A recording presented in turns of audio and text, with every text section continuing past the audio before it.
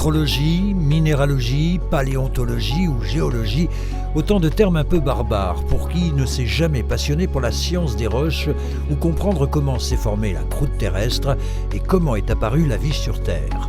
Un petit tour s'impose donc au centre Terrae Genesis, situé dans la commune du Syndicat, entre Remiremont et Vanier, sur un site historique lié de près au granit des Vosges.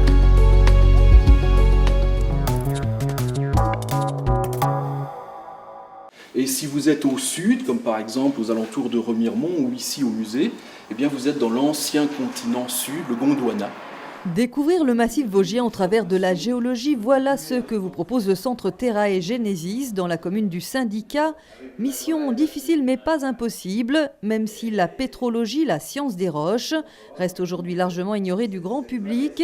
Pourtant, les Vosges sont un terrain idéal. Jusqu'ici, près de 900 roches trouvées et identifiées par les chercheurs du centre qui font du massif un site référence pour comprendre l'histoire de notre planète. D'où l'intérêt pour Terrae Genesis d'expliquer aux visiteurs l'impact de ces recherches dans leur vie quotidienne. Pour le grand public, l'intérêt principal, c'est qu'on parle de la croûte continentale. Nous vivons sur la croûte continentale, nous construisons sur la croûte continentale, nos ressources proviennent de la croûte continentale et elle n'est pas forcément bien connue. Le massif vosgien, du fait de son histoire géologique, est un lieu remarquable pour l'étude de cette croûte continentale et pour montrer au grand public toute cette diversité. La visite, quant à elle, continue dans le sous-sol avec la zone des minéraux. Ce type de quartz n'avait aucune valeur, étant donné qu'il est fumé, etc. Donc c'était mis sur le côté, et puis à un moment donné, il y a un aventurier s'est dit il y a peut-être quelque chose à faire. Et aujourd'hui on fabrique du quartz synthétique, donc il n'y a plus de recherche à ce niveau-là. Intéressant à première vue, malgré tout, il y a un âge où décidément les cailloux restent des cailloux. Alors pour séduire les plus jeunes, l'équipe du centre a lancé les ateliers Petits Paléontologues. C'est quand même un phénomène rare de la fossilisation et on leur apprend comment que ça se fabrique, disons, un fossile, comment que ça se fait un fossile. Il ne faut pas de conditions d'oxygène, on ne va pas leur parler en langage technique, mais là ils comprennent, disons, comment un fossile se met en place et la roche autour, et ensuite comment on va le dégager, ce fossile, sans le casser et pouvoir le sortir intact. D'autres projets sont encore à mettre en place, comme par exemple une retransmission des données de la station sismologique de Remiremont, qui permettra de suivre en direct l'activité tectonique, comprenez les mouvements de la croûte terrestre. Cyril, on est ici dans un centre, un musée, finalement, éclairez-moi. Les deux. Donc on s'appelle Centre de géologie Terrae Genesis parce que nous avons une fonction de recherche scientifique, mais c'est aussi un musée, c'est-à-dire un lieu où on essaye de familiariser le grand public avec les notions de sciences de la Terre, avec l'histoire de la planète, avec le développement de la vie et de son évolution. C'est-à-dire qu'on essaye ici de raconter un petit peu l'histoire géologique de la Terre depuis sa formation, il y a 4,55 milliards d'années, jusqu'à aujourd'hui. Cette histoire de la Terre qui se confond avec l'histoire de la vie. C'est pour ça que nous sommes dans un département de paléontologie où un certain nombre de fossiles nous racontent l'histoire de la vie depuis l'apparition de cette vie, il y a 3,8 milliards d'années. Ce sont les fossiles que l'on retrouve disséminés partout sur le globe. Comme cette empreinte de dinosaure. Comme cette belle empreinte de dinosaure tout à fait unique dans les Vosges, un petit dinosaure qui se promenait dans les environs de Plombières-les-Bains. Il s'appelait comment Un chirotérium. Chirotérium. C'était un petit dinosaure, bon, il faisait quand même 4 à 5 mètres de long, et puis il a laissé ses empreintes dans le sable.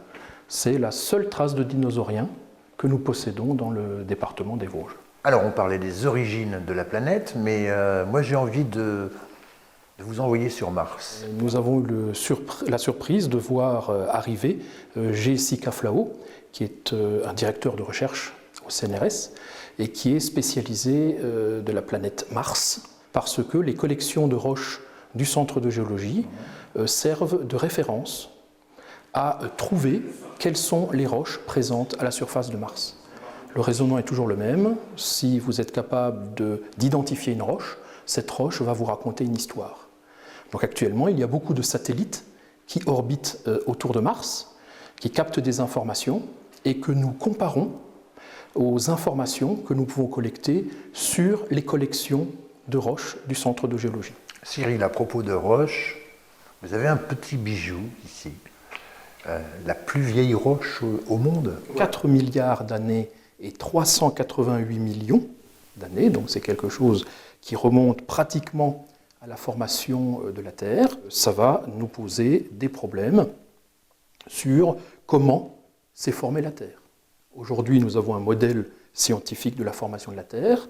Or, dans le modèle actuel, il n'est pas prévu que de la roche, c'est-à-dire quelque chose de solide, existe à la surface de la Terre à cette période. La preuve que si, donc c'est aux scientifiques de s'adapter à la réalité des choses. Autre nouveauté peut-être? Parce que vous achetez un peu partout dans le monde entier des minéraux pour faire vivre, évoluer votre centre. On vient de rentrer une dalle de roche qui fait plus de 2,60 m de long par 1,50 m de large et qui est de l'onyx marbre. Alors, comme elle a 2 cm d'épaisseur, on peut voir la lumière à travers, par transparence, et ça fait des figures tout à fait superbes et géantes avec cette taille. Donc on est en train de préparer son exposition.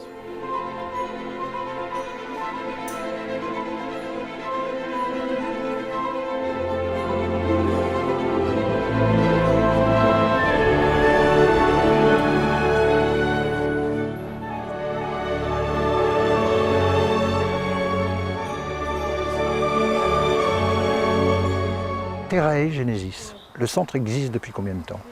Alors le centre 2006, l'association 2001, à la base pour pouvoir promouvoir l'histoire du granit, puis la minéralogie, et petit à petit on a étendu à la pétrologie, l'étude des roches, et à la géologie donc en son ensemble. Vous avez été contraint de fermer durant les confinements.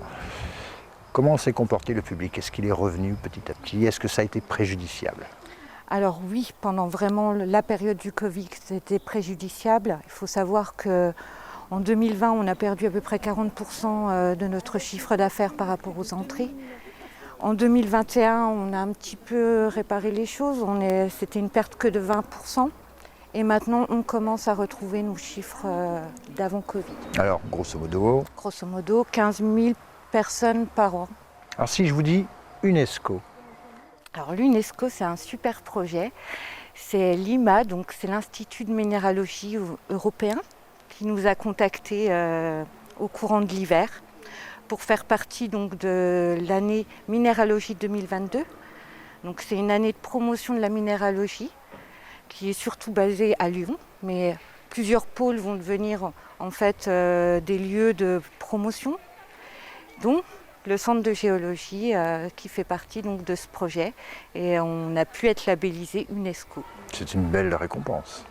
Une belle récompense et une réussite et une fierté pour tout le monde.